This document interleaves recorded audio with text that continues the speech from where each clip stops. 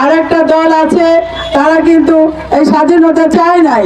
যারা এই দাঁড়িপাল্লা মার্কা নিয়ে আপনাদের কাছে এসেছেন, তারা ব্যবস্থা করে দিয়েছিল। আমার 2 লক্ষ মা বোন সেই সময় সম্ভ্রমহানি হয়েছিল। তারাই হাসিনার এই খুনি সরকার আমার নেত্রীকে বিনা বিচারে 6 বছর জেলখানায় আটকে রেখেছিল এবং তাকে কোনো চিকিৎসার ব্যবস্থা নিতে দেয় নাই। যা 16 বছর পরে আপনাদের মনে আসতে পারে এতদিন কোথায় ছিলেন। এতদিন আমরা অনেক চেষ্টা করেছি 52 দিনে আসার জন্য। খুনি হাসিনা, ফ্যাসিস্ট হাসিনা সরকারের বিনা ভোটে এমপি মুকুল আমাদেরকে 52 দিন দৌলত খাতে ঢুকতে দেয় নাই। আপনারা ভাই বোনেরা জানেন, মা বোনেরা হয়তো জেনে থাকবেন। তারপরেও আমি অনেকবার এসেছি, যতবারই এসেছি আমার বাড়িতে হামলা হয়েছে, ভাঙচুর হয়েছে, এমনকি রাতের আধারে কারেন্ট অফ করে দিয়ে আমার বাসায় হামলা করেছে। তারপরে থেমে থাকিনি, আমি আসছি, কিন্তু আপনাদের এই পর্যন্ত আমি এসে পৌঁছতে পারি নাই। হাফিজ ইব্রাহিম সাহেবও অনেক চেষ্টা করেছে, তাকেও সে বাংলা বাজার বিভিন্ন জায়গা থেকে তাকে বাধা দেওয়া হয়েছে, তাকে ঢুকতে দেওয়া হয় নাই। আর আমি এসেছি অনেক রিস্ক নিয়ে আমি আসছি। যতবার আসছি ততবারই হামলা হয়েছে আমার উপরে, আমার গাড়ির উপরে, আমার বাড়ির উপরে। তো আপনাদের কাছে আমি আসছি হাফিজ ইব্রাহিমের জন্য। ধানের শীষে ভোট দিয়ে তাকে আবারও জয়যুক্ত করবেন, সংসদে পাঠাবেন। এখন আপনাদের 2001 থেকে 6 সালে যে সরকারে ছিল, হাফিজ ইব্রাহিম মাত্র 5 বছরের জন্য এমপি হয়ে আপনাদের এই 2 উপজেলার যে উন্নয়ন কর্মকাণ্ড করেছেন আপনারা জানেন। তারপরে আমি অল্প কিছু বলতে চাই, এই কারণে আবারও আপনারা হাফিজ ইব্রাহিমকে ধানের শীষে ভোট দিবেন। ইনশাল্লাহ আগামীতে আরো অনেক উন্নয়ন হবে, কর্মসংস্থান হবে, নদী ভাঙন রোধ হবে এবং বিভিন্ন রাস্তাঘাট উন্নয়ন, এগুলো তো হবেই। সেই 5 বছরে 35টা শিক্ষা প্রতিষ্ঠান উনি তৈরি করেছেন। তার মধ্যে polytechnic institute, Hafiz Ibrahim college, Halima Khatun college, school, Joynal Abedin laboratories, অসংখ্য স্কুল কলেজ 35টা করেছেন। এখন এই যে 35টা করেছেন শিক্ষা প্রতিষ্ঠানের জন্য, আমার নেত্রী খালেদা জিয়ার আপনার নাম মনে আছে?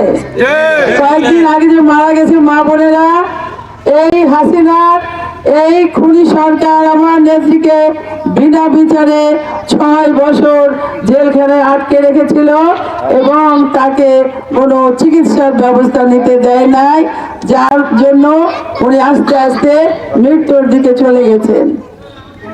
তো আমার নেত্রী প্রথম বাংলাদেশের মহিলা প্রধানমন্ত্রী বেগম খালেদা জিয়া, উনি যখন প্রধানমন্ত্রী হন উনি তখন এসে দেখলেন আমার এই পিছিয়ে পড়া আমার মা বোনেরা, এই নারী সমাজ, তাদেরকে আগে শিক্ষিত করতে হবে।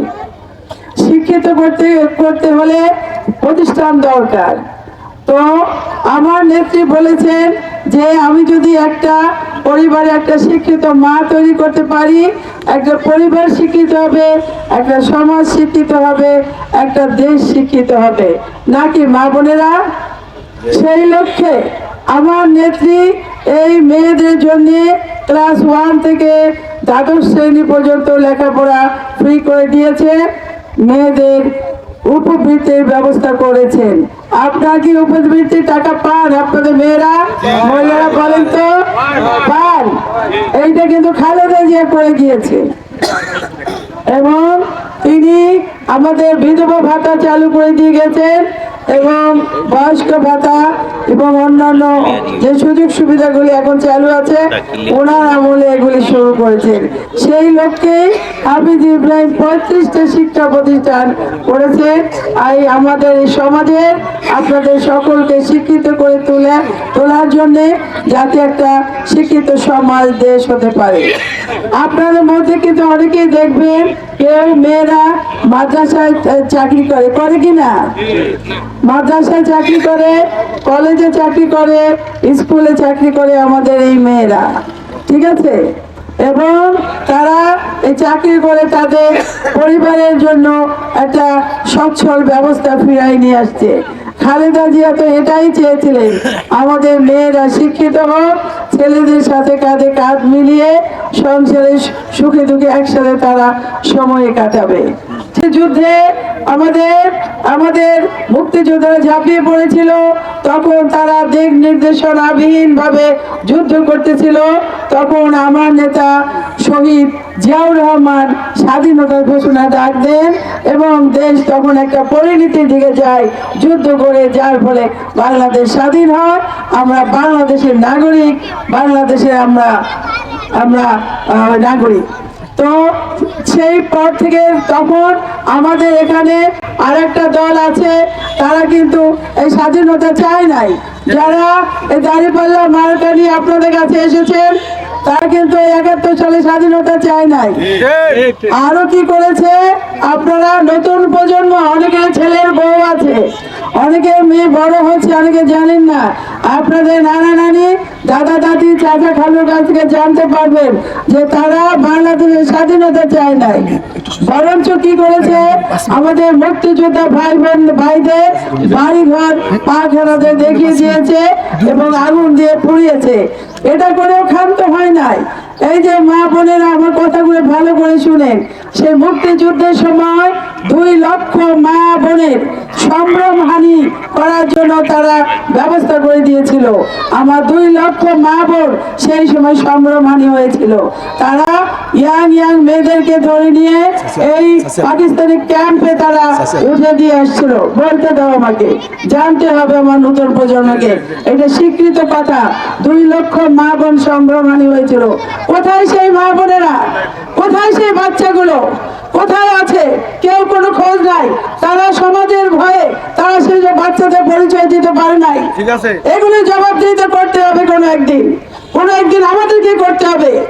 সেই মায়েরা আজ পর্যন্ত পরিচয় দিতে পারে নাই, তাদের বাচ্চাদের পরিচয় দিতে পারে নাই। আর তারা আসছে জান্নাতের টিকিট বিক্রি করতে। জান্নাতে যাবে সেই যার আমল আছে, যে নামাজ পড়বে, রোজা রাখবে, হজ জাকাত করবে, মানুষের উপকার করবে, মানুষের সাথে ভালো ব্যবহার করবে, প্রতিবেশীর সাথে ভালো আচরণ করবে, তারাই তো জান্নাতে যাবে নাকি? সেটাই মা বোনেরা, আপনাদের কাছে অনেকে আসবে এই আপনার ফোন নাম্বার নিতে, আপনার আইডি কার্ড নাম্বার নিতে। আপনারা এগুলি দিবেন না, এগুলো আপনাদেরকে বিপদে ফেলবে। যে কোনো ধরনের অন্যায় কাজকর্ম হলে পারে এই আইডি নাম্বার ব্যবহার হবে, কিন্তু আপনারা ভুলেও এইসব নাম্বার দিবেন না। আপনাদের বাড়ি গিয়ে অনেকে এইসব নাম্বার, ফোন নাম্বার চায় এবং আপনাদের আইডি কার্ড চায়, বিকাশ নাম্বার চায়, আপনাদেরকে বিপদে ফেলবে কিন্তু।